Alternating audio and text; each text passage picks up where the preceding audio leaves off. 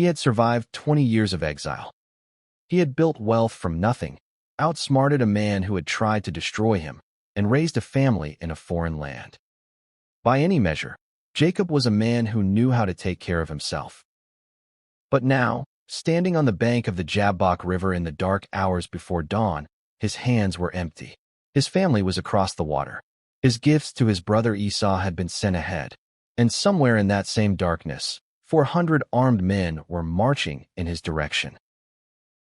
Jacob was alone, and that night, something came for him in the dark. The Jabbok River was a natural boundary in the ancient world, a swift, rocky tributary that cut through the Transjordan highlands before emptying into the Jordan. For Jacob, crossing it meant crossing out of exile and back into the land of promise. He had sent everyone he loved across that border. He stood alone on the far side. The Hebrew language captures something remarkable here. The river's name, Jabbok, is Jabbok in Hebrew. It sounds almost identical to Jacob's own name, Yaakov, and the verb used for wrestling, Yavek, echoes both. In a single sentence, the text weaves together the man, the place, and the action into one family of sounds. Jacob wrestling at the Jabbok is not just geography. It is a pun written into the landscape.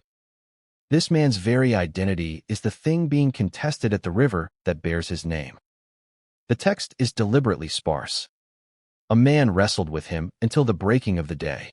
That is all we are told at first. Not an angel, not God, just a man. And scholars across 3,000 years have wrestled with that word as fiercely as Jacob wrestled with the stranger himself. The prophet Hosea, writing centuries later, calls the figure an angel, a malakeh. He says, he struggled with the angel and overcame him. Jewish tradition, including Rashi's commentary, identifies the stranger as the guardian angel of Esau, the heavenly representative of Jacob's earthly enemy. By defeating this celestial figure in the dark, Jacob secured his reconciliation before a single sunrise. But the church fathers read it differently.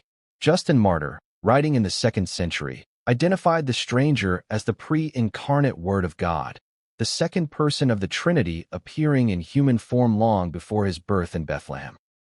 Tertullian agreed. The wound in Jacob's hip, they argued, foreshadowed the suffering of the Messiah who would one day come from Jacob's own bloodline. And Jacob himself gives the most direct answer of all. When the night was over and the blessing had been given, he named the place Peniel, which means face of God. He said, I have seen God face to face, and yet my life has been preserved. Whatever we call the stranger, Jacob was certain he had met God. But here is what the text quietly insists on, and it changes everything. If this stranger were God, God would have come to the riverbank first. Jacob did not seek the encounter, and if God had wanted to overpower him instantly, the evidence is clear that he could have. When he finally touched the socket of Jacob's hip, a single touch was enough to wrench it loose. He had that power the entire night. He chose not to use it. That means the hours of wrestling were not a contest God was struggling to win. They were a gift he was choosing to give. Calvin understood this precisely. God tests his children with one hand while sustaining them with the other. The very strength Jacob used to cling to the stranger was the strength the stranger was quietly providing. God came to the Jabbok with a purpose. The wound was not punishment. The question, "What is your name?" was not ignorance.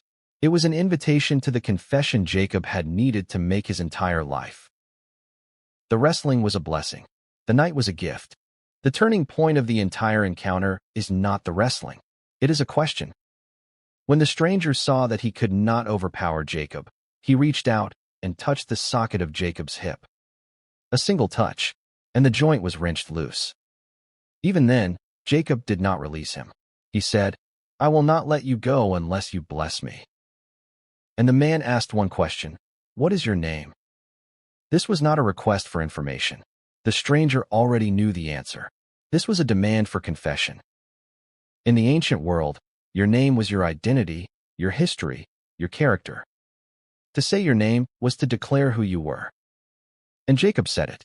Jacob, the heel grabber, the supplanter, The one who had tricked his brother out of a birthright for a bowl of stew, deceived his blind father into stealing a blessing meant for someone else, and spent 20 years running from the consequences.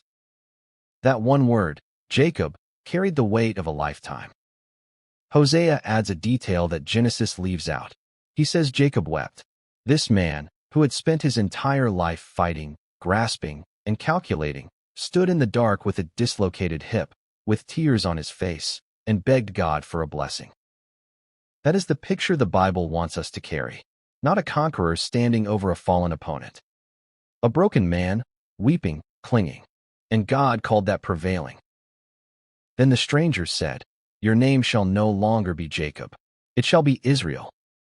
Israel means one who strives with God, or, in another reading, God strives. Both meanings apply to what happened in the dark. Name changes in the Bible are never cosmetic.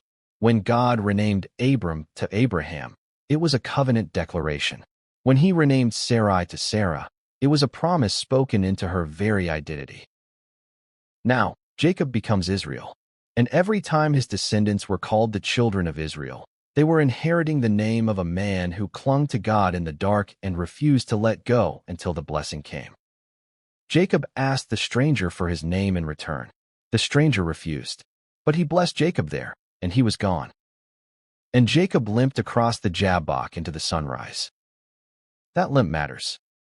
In ancient Near Eastern culture, the hip was the seat of a man's strength, the pillar of a wrestler's power. By wounding it, the stranger ensured that Jacob could never again rely entirely on his own force. The man who had maneuvered through life on cleverness and strategy now walked with a permanent reminder that the blessing did not come from what he could do. It came from what he refused to stop doing. To this day, Jewish dietary law requires that the sciatic nerve be removed from the hindquarters of any kosher animal before the meat can be eaten. The law is called the Gid HaNasheh. It is observed by millions of people, rooted in a single night on a riverbank. A living memorial, saying, "We are a nation that carries a wound from our encounter with God, and we have not forgotten it."